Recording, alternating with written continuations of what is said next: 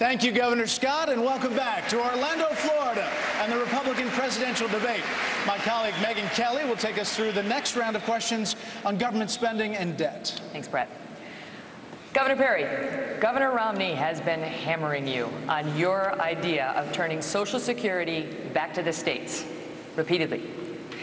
Can you explain specifically how 50 separate Social Security systems are supposed to work?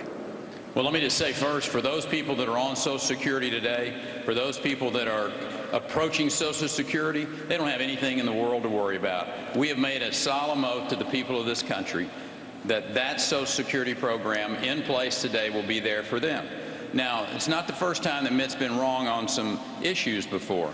And the bottom line is we never said that we were going to move this back to the states. What we said was we ought to have as one of the options the state employees and the state retirees, they being able to go off of the current system onto one that the states would operate themselves. As a matter of fact, in Massachusetts, his home state, almost 96% of the people who are on that program, retirees and state people, are off of the Social Security program. So having that option out there to have the states, Louisiana does it, almost every state has their state employees and the retirees that are options to go off of Social Security. That makes sense. It's an option that we should have.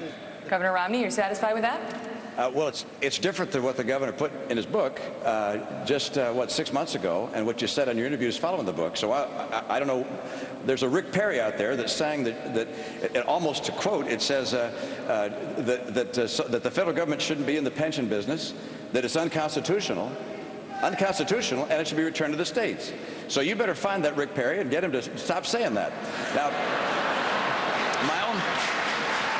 my own view is that we have to make it very, very clear that Social Security is a responsibility of the federal government, not the state governments.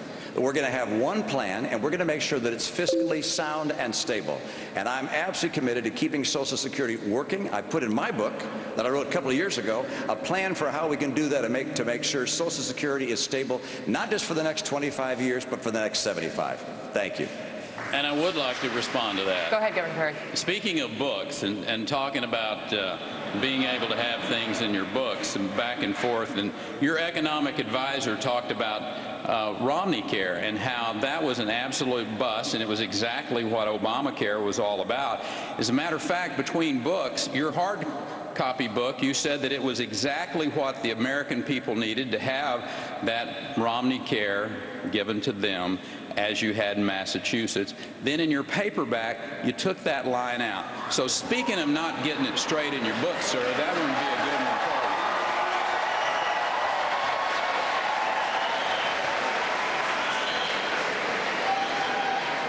you. Governor Romney? It's kind of badminton. Governor Perry?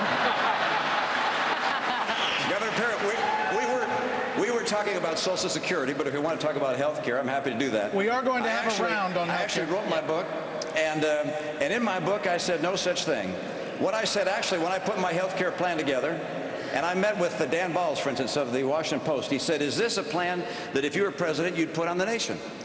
Have the whole nation adopt it? I said, absolutely not. I said, this is a state plan for a state. It is not a national plan. And it's fine for you to retreat from your own words in your own book, but please don't try and make me retreat from the words that I wrote in my book. I stand by what I wrote. I believe in what I did, and I believe that the people of this country can read my book and see exactly what it is. Thank you.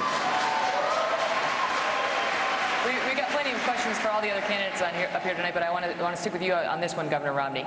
Congresswoman Bachmann has said that President Obama has, quote, ushered in socialism during his first term. Governor Perry says that this administration is, quote, hell-bent toward taking America toward a socialist country. When Speaker Gingrich was asked if he believes President Obama is a socialist, he responded, quote, sure, of course he is. Do you, Governor Romney,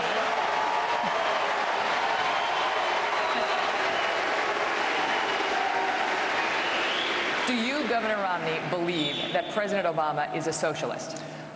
Let me tell you the title that I want to hear said about President Obama, and that is former President Barack Obama. That's the title I want to hear.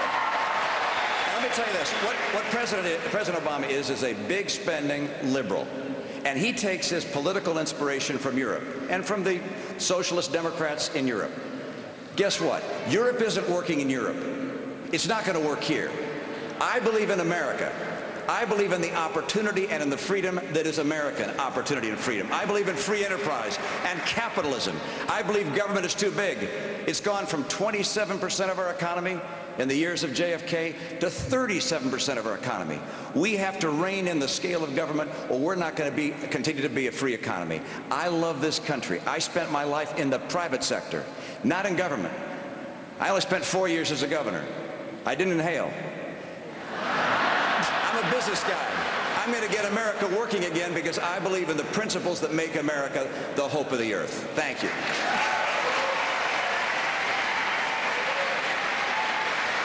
Governor Huntsman, this next one's for you. This week, President Obama proposed a tax hike on millionaires, saying that they need to pay their, quote, fair share. According to an August Gallup poll, 66% of American adults actually believe that a tax hike on the wealthy is a good idea to help tackle our mounting debt. Is there any scenario under which you could side with the 66% of people who believe that it is a good idea to raise taxes on millionaires? We're not going to raise taxes. This is the worst time to be raising taxes, and everybody knows that. We need to grow. We need to be reminded of what Ronald Reagan told us so beautifully, that which is great about America, freedom. We need to reestablish freedom in the marketplace. We need to address our underlying structural problems that we have, and in order to do that, we're going to have to fix our taxes.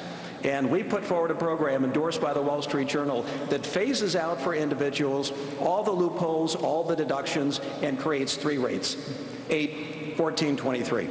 On the corporate side, it phases out all of the corporate welfare, all of the subsidies, and it gets it from 35 to 25%. This is exactly where we need to be. We need to grow. We need to create jobs. This is not a point in time where we should be raising taxes. We need to fix the underlying structural problems in this economy. And until such time as we do, we're not going to provide the confidence to businesses who are looking to deploy capital in the marketplace and hire people. And that would be serious tax reform like I proposed and like I did in the state of Utah. And that would be structural reform as well, dealing with Dodd-Frank and repealing Obamacare, because they are presenting tremendous uncertainty to the marketplace right now. Thank you,